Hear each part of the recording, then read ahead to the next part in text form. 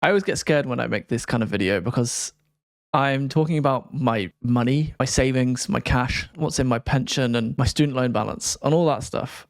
On this channel, I usually talk about my investing, and I gradually found that easy to do because over time I got used to it. But talking about all of my money and everything that I owe in debt is a little bit different. It's more personal. And in this video, I'm going to take you through all of my bank accounts, all of my pension, all of my student loan, and talk about how I manage my money. Let's get into the video. So before we get into it, I'm just going to say in previous iterations of this video, I've missed out my pension balance and I've missed out my student loan balance. So if you've watched those previous videos and you've thought, where's his pension if he has a workplace pension, and where's his student loan balance? I have a student loan balance, so I'm going to talk about it in this video. This spreadsheet right here is how I track this. So every single month, I write down the balance of every single one of my accounts. Now I have quite a few accounts, mainly because I track my money in a very strange way, and I like to separate out my savings so I can clearly separate out what I'm saving for, because they're savings for different things, really. And I try not to mix things too much, just because that's how my brain works. I'd rather have everything separate so I know exactly what things are for. In this video, I'm going to talk to you about what each of these accounts are for and why I have so many different accounts. But also you get to see the balance of all of them and the balance of all of them over time as well. Because I've been doing this since January 2022. So this will be the end of my 3rd year of tracking my net worth. So you're about to see all of it.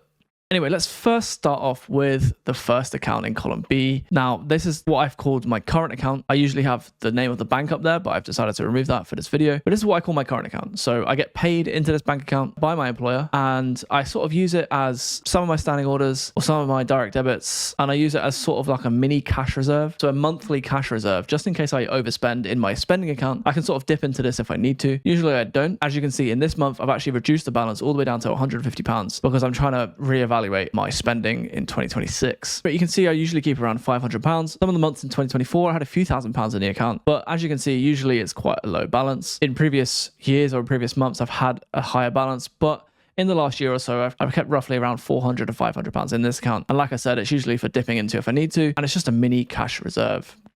And then that brings me to my side savings. Now, this account has had zero in it for a very long time, since the start of 2022. Now, this was an account that has a very low interest rate on the bank account, and I only kept it around because I had it. And then I recently put £1 in there because they said they were going to close the account. And then I realized I'm going to put just a small amount of savings in there every single month, just to save up some spare cash that isn't necessarily for anything, but it's just there for just in case. Now, I realized over the past year that I sort of needed separate savings pots for holiday, saving up for like a new laptop, for example, or just Christmas presents. So this savings here is going to be for something specific like that, whereas other savings, which I'll show you later on in the video, for other specific things as well. Don't get put off by the amount of accounts that I'm going to go through.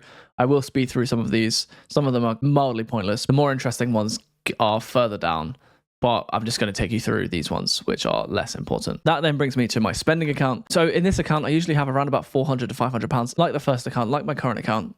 But this account, I transfer money in and I use this as my spending account. Now, recently, since I moved in with my partner, we've actually got a joint account, which you'll see later on. And I'll talk about why we have a joint account and what the purpose of that account is for. But this spending account now is kind of less used. So I'm keeping it around for my own personal spending. Like, for example, tonight, my partner is out and I had to buy myself some dinner. So I use that account right there. And then that brings me to the spending roundup account. Now, this basically it rounds up any spending I make in my spending account up to the nearest pound, and then it will save that in that roundup account, and it will actually add like 5% on top of that rounded up amount. I know it's very small, and it is very small amounts, and you don't really see much return on that every single month, but sometimes it builds up. And then at the end of every month, usually, or maybe every 2 months, I'll transfer that out into my spending account. Then that brings me to my main savings account. So this account right here, I was using it as my main savings account. I was putting regular money into this account. Now, I usually keep around a few £1,000s in this account. And recently, I sort of realized that I needed a bit more savings. So I've actually tried to keep money in there. Now, this money, as you can see here in November 2024, I sold my car. So I had an extra £5,000 that I put into that account, but that money trickled into my investing account, which I'll talk about later. And this savings account has sort of been drained over the past year, I would say, because I've been spending a lot of money. But I've actually decided to make sure I can keep at least £3,000 in this account for emergencies. So hopefully I won't lose my job. but if I do, then I'll be able to pay a few months rent from this savings account, which will keep me going in case I do actually need that money. Say I can't work, you never know what could happen. So it's always good to have a bit of savings to cover a few months worth of expenses. Now they usually say around 3 months worth of expenses, but this savings account is probably only really going to cover 3 months worth of rent, or maybe 2 months worth of rent and 2 months worth of spending. But I do also usually have spare cash in my other accounts, on my spending account or my current account, to cover any extras I might need. Then that brings me to my extra savings account. Now this again is a separate account that I have divvied out towards the end of this year to basically save £125 a month. This £125 is a separate savings account that I'm going to use for future. So this could be anything unknown in the future, but I want to keep it away from savings that I will touch. So my savings in my main savings account, which is for emergencies really, this extra savings account is above and beyond that and separate from that £100 size savings for other things. So this could be for holidays, this could be for a multitude of other things, but it's there just in case I want to spend that kind of money on something bigger. I know that's a bit complicated because I've got 3 savings accounts, but my main savings account is for emergencies. It's sort of a emergency fund, which I keep around about £3,000. I do touch it every so often. Now that's usually because I don't really have any other money, so I do have to kind of dip into it every so often to pay for food, for example. But my extra savings accounts, I've realized that I need to separate out my money and be more frugal with my money in recent months because I've been spending quite a bit. So I've decided to split out this money so that I don't touch it, basically. Speaking of money that I separate out, now this brings me to my joint account. So this is the joint account I have with my partner. Every single month we transfer in money for rent, bills, expected food cost, and anything other like expected date nights, etc. So that account has usually a few hundred to £1,000 in there, which is used by myself and my partner throughout the month. And I've actually only included half of that value in that account, just so that I know that 50% of that is mine. It shouldn't really belong on here because it's separate from how I record stuff, but I would say that 50% of that account is considered mine. Now that brings me to my second last, my penultimate cash account, which is a multi-currency account. Now this account I use for holidays usually, so I'll transfer money into it, spend it on holiday, and when I come back, I'll usually transfer it out.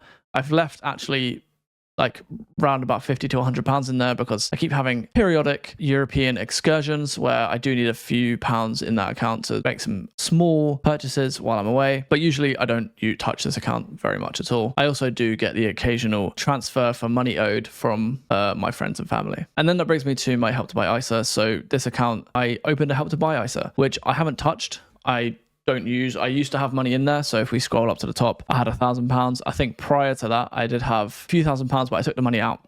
Now, you might think that's silly to take the money out, but at the time when Help to Buy ISAs came out and were popular a few years ago, you couldn't actually put money into multiple ISAs at the same time.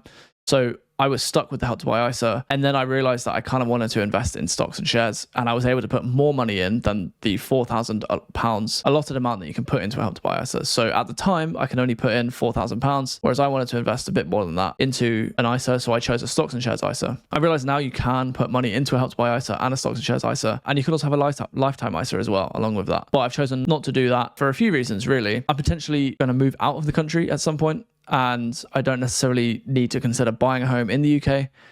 Also, the benefit that you get from a Help to Buy ISA is actually very small in comparison to the benefit you could get from investing in a stocks and shares ISA. Yes, it's a guaranteed 25%, but it's only on a small amount of money. And if I'm able to invest that money into the stock market, I can actually make a greater return, also on a bigger value of money. Please feel free to disagree with me because I know that some people can only invest £4,000. And to be honest with you, I haven't invested £4,000 in the last 12 months anyway. So it'd probably be beneficial for me to start using my Help to Buy ISA. But like I said, I'm also considering moving out of the country. So buying a home or potentially even retiring in the UK, it's possible that I might not choose to do that. Okay, so we've done now with my bank accounts, with my cash accounts, with my savings accounts. Now, the next few accounts are my investing accounts. So this includes stocks and shares ISA, a general investing account, and my crypto holdings. I'm going to talk you through all 3 of these. But before you do, if you made it this far in the video, hit the like button, hit the subscribe button, leave a comment down below. And now let's move on with my investing accounts. So now this is my stocks and shares ISA. I used to have 2 accounts. I used to have a free trade account and a trading 212 account, but then I consolidated them together at the start of this year. You can see here in March 2025 that my account went from 12,000 to 26,000, and that's because I've got a hidden column in here where I transferred £13,000 from my free trade account over to my Trading 212 account. It's going to hide that again. And you can see here that I started this account in June 2024, which is my Trading 212 account. Now, I do make regular update videos on this portfolio, which you can see on my channel. But for now, you can see I've got £35,000 invested in this account, when at the start of this year, I had around £27,000. So I've gained around about £8,000 in the last year, which is pretty good. And this is my main amount of money in my net worth, so it is the biggest amount that you'll see in this video, and it makes up the main bulk of my net worth. Now let's go over to my next account, which is my general investing account. Now this has only got £120 in. It's got like one share of Visa, I think. I don't know if it's one share, but I bought that back in March 2024 as sort of a tester for Trading 212. This is when I did a review of Trading 212, and I did a little tester just to see if I liked it, and it's gone up from £99 to £121. It's what, like a 20% return in a year and a half, which for Visa is okay, I guess. And then that brings me to crypto. So crypto is my Ethereum holding. I have like 1 ETH, and then I also have a few Solana, 2 Solana, I believe. I don't have a great deal. Now this, I haven't touched in like 3 years, 2-3 years. I used to have Bitcoin, and I transferred it over to Ethereum upon advice from a crypto enthusiast friend of mine, and I haven't touched it since. Now this money started off as me playing around during the pandemic. I think I turned like a few £100s into a few £1,000s, and then I just left it and I didn't touch it. I haven't bothered to pull it out. I haven't bothered to do anything with it in a long time, and it's something that I'll probably pull out once it reaches a certain value, maybe like 10,000. But at this point in time, I don't know whether that's going to happen. I don't really know much about crypto, and I've sort of just left it to one side. This makes up the main bulk of my assets. So you can see here that I haven't touched workplace pension. Up until the start of this year, I didn't track my pension or my student loan balance. I only tracked these things. So my cash holdings, my stocks and shares holdings, and my crypto holdings. Now, this value makes up £42,474. So all of this value here is £42,500. Now that is what I would say is what I would call my net worth. What I have been tracking as my net worth for 4 years now. I've been tracking that, and that's the value that I've been tracking. This graph underneath this blue box here shows you that over time. So start of 2022, £13,000. I've now got £42,000. I've gained £30,000 in 4 years. Not a great deal. You can easily turn more money into, less money into more money. From a person that struggled with money, struggled with their spending, struggled with their savings, I'm very happy with that value. Now, let's move on. So that is what I call my net worth, but after making the first video that I did a year ago, people were very happy with that. So now I've included my pension and my student loan balance. So let's go through those two right now. This is my pension balance. It's £16,945. And you can see I started tracking that in February 2025. And you can see it increases every single month. There was a few months where it didn't, but up, since September this year, it's been increasing quite a bit. That'll be stock market gains and also an improvement to my pension plan. And I basically have been putting quite a bit of money in every month, which is good. This is made up of an old pension from my old employers and my current pension, which is a pretty good one. And it should increase by a few £100 every month from gains in the market or maybe market fluctuations, and also the money that I put in to the account from my workplace. So my contribution and my employer's contribution. So adding that onto my net worth now, that brings me to £59,420. So closing in on 60k if I include that with all of my assets. But